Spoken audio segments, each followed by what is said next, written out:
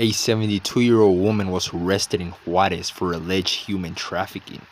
The National Guard arrested a 72-year-old woman, an accomplice with an arrest warrant for allegedly participating in human trafficking, according to official information and versions of her relatives.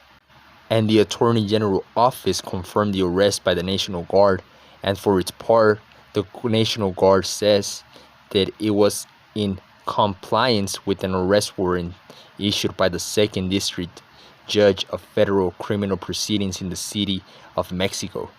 The woman, who was identified as Estefania Rodriguez Luna by relatives interviewed, was arrested with deception, according to the son, who requested to omit her name.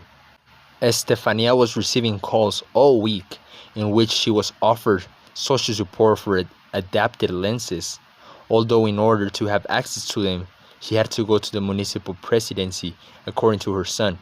Upon arriving to the place, which was transported by the traditional bus route, according to her son, the lady was intercepted by elements of the National Guard, who informed her that she had an arrest warrant against her for the crime of human trafficking.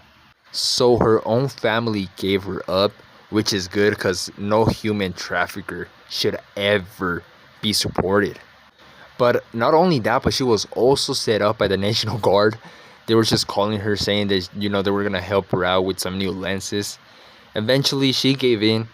Maybe she wanted new glasses or something. And now she's going to get a couple of years.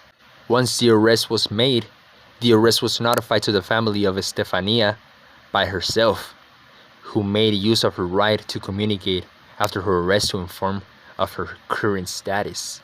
According to the woman's son, she has been a housewife for a long time and also dedicates herself to taking care of one of her children, who suffers from mental faculties.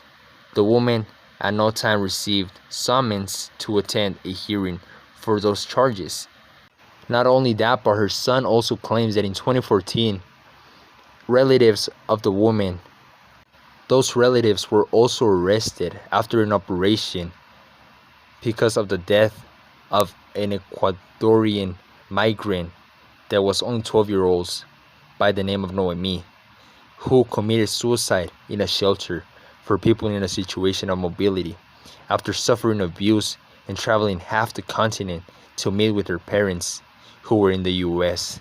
She decided to take her own life in Juarez, just when she was a couple of minutes away to the United States, where she could finally meet her parents once again.